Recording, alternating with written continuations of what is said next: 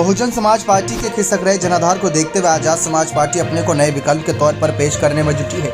इसी कारण पार्टी ने 5 राज्यों के विधानसभा चुनाव में 2 राज्य राजस्थान और मध्य प्रदेश में अपने प्रत्याशी उतारकर इसकी शुरुआत कर दी है। राजनीतिक जानकार बताते हैं कि लोकसभा चुनाव 2024 के लिए सभी दल अपने अपने हिसाब से जातीय समीकरण दुरुस्त करने में जुट गए हैं। सर्वाधिक 80 सीटों वाले यूपी में जातीय राजनीति आज भी काफी असरकारी है। इसे देखते हुए सियासी पार्टी ने जातीय प्रभाव रखने वाले क्षेत्रीय दलों को अपने साथ रखा है। जी आप सभी को बता दें कि अपने लिए सियासी जमीन तलाश रहे आजाद, जहां तक बसपा का सवाल है, वो लोकसभा के चुनावी मैदान में अकेले उतरने का ऐलान कर चुकी है। 2012 में सत्ता से बेदखल होने के बाद चुनावी प्रदर्शन में बसपा ग्राफ लगातार गिरा। मायावती भी सियासी जमीन पर बहुत ज्यादा सक्रिय नजर नहीं आ रही। 2022 के चुनाव के बाद उन्होंने कोई भी रैली नहीं की है। इतना ही नहीं, बसपा प्रमुख ने प्रदेश के किसी भी जिले का दौरा भी नहीं किया, जिससे पार्टी के कोर वोट बैंक दलित समुदाय के झटकने की बातें सामने आई हैं। यही वजह है कि आजाद समाज पार्टी के मुखिया चंद्रशेखर आजाद न केवल कांशीराम की सियासी विरासत के सहारे दलितों के दिल में जगह बनाने के बल्कि बसपा के सिकुड़ने से खाली हो रही सियासी जमीन को अपने पाले में लाने में जुट गए हैं। उनकी इस मेहनत के बाद दलित वोट खासकर जाटव किसके पक्ष में आते हैं, राजस्थान और मध्य प्रदेश के चुनावी परिणाम से स्पष्ट हो जाएगा। संविधान संरक्षण मंच के मुखिया और दलित विषयों के जानकार गौतम राणे सागर ने बताया कि बसपा की स्वीकार्यता का ग्राफ गिर रहा है। जिनके दम पर बसपा बनी थी, उन्होंने मनसा वाचा कर्मणा का मूल मंत्र दिया था।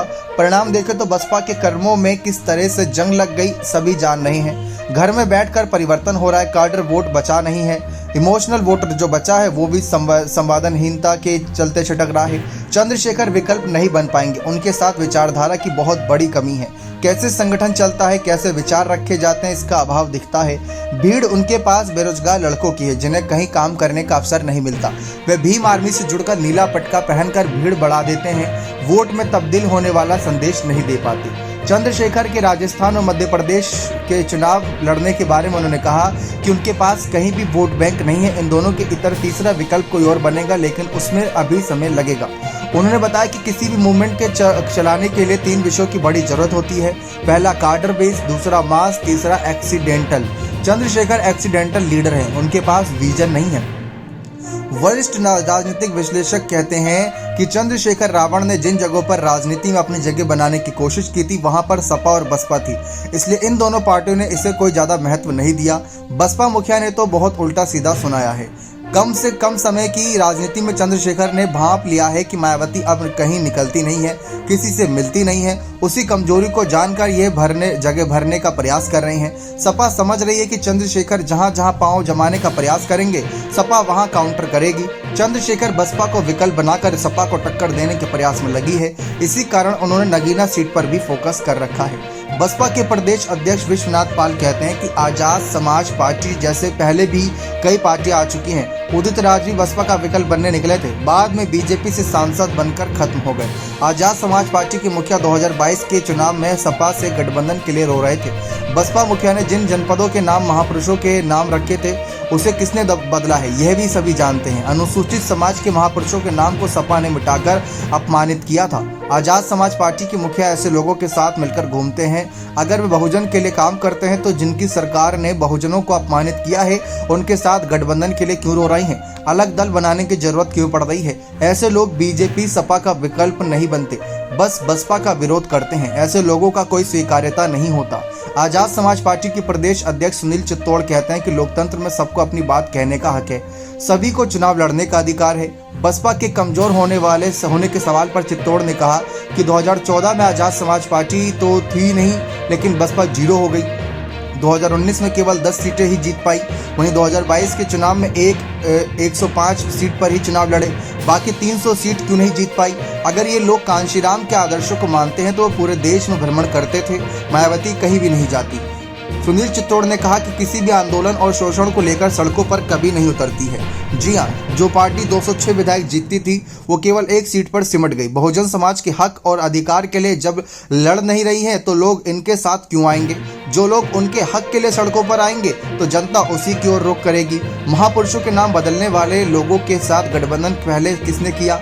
पहले अपनी ओर देखें फिर दूसरे पर उंगली उठाएं। उन्होंने कहा कि हमारा संगठन पूरे देश में है, सभी जगहों पर सेक्टर से लेकर जिला कमेटी तक काफ़ी मजबूती से काम कर रही है। इसी कारण हम मध्य प्रदेश और राजस्थान में चुनाव लड़ रहे हैं। लोकसभा चुनाव की पूरी तैयारी है। अभी तक 14 राज्यों में हमारा संगठन विधानसभा स्तर तक पहुंच गया है। तो ये चंद्रशेखर आज़ाद और मायावती को लेकर एक जंग है कि क्या चंद्रशेखर आज़ाद रावण मायावती की पार्टी का विकल्प बन पाएंगे, क्या बसपा का विकल्प बन पाएंगे।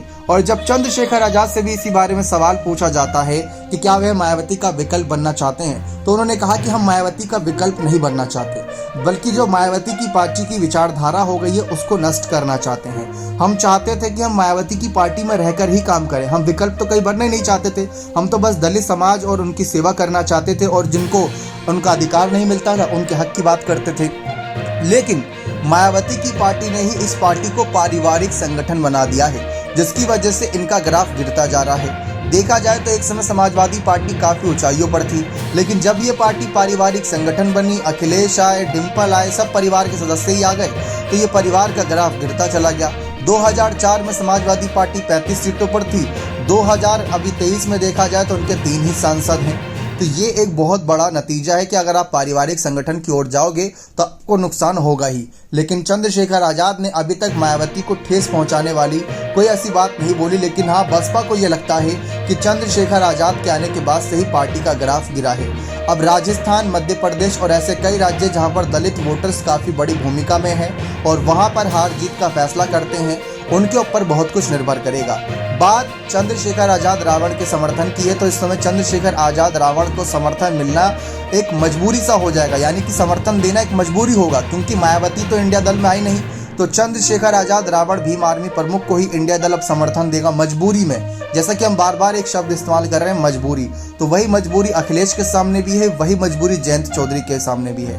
वरना अखिलेश, जयंत, कांग्रेस सब चाहती थी कि बसपा इंडिया दल में आए, और अगर बसपा इंडिया दल में आ जाती तो चंद्रशेखर आज़ाद रावण को कौन पूछता, क्योंकि जब दलित की सबसे लोकप्रिय नेता मायावती साथ आ जाती तो चंद्रशेखर आज़ाद की वहां पर कीमत क्या रहती, जो चंद्रशेखर आज़ाद रावण खुद मायावती को अपना राजनीतिक गुरु बताते हैं। तो ये एक सियासी लड़ाई है। मायावती को कमजोर होता देख चंद्रशेखर आज़ाद रावण बसपा के वोटर्स को अपनी ओर आकर्षित करने की कोशिश कर रहे हैं, इस बात में कोई दोहराई नहीं। लेकिन जो उनका मूवमेंट है, जो उनका वोटर का साधने का तरीका है, क्या वो कामयाब होगा। जैसा कि इसी रिपोर्ट में आपको बताया कि चंद्रशेखर आज़ाद रावण के साथ जो एक भीड़ नजर आती है वो बेरोजगार युवाओं की भीड़ है, ऐसा विश्लेषक ने कहा, और वो वोटर्स को तब्दील नहीं कर पाते, यानी कि वो वोटर को नहीं साध पाते।